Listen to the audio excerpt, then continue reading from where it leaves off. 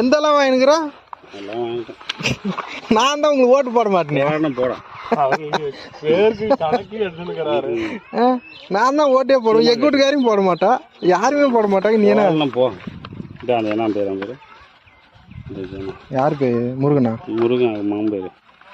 முருகன் மகன் பேருன்னா யாரு? ஆனந்தா? இவன் தான் அந்த பையனா?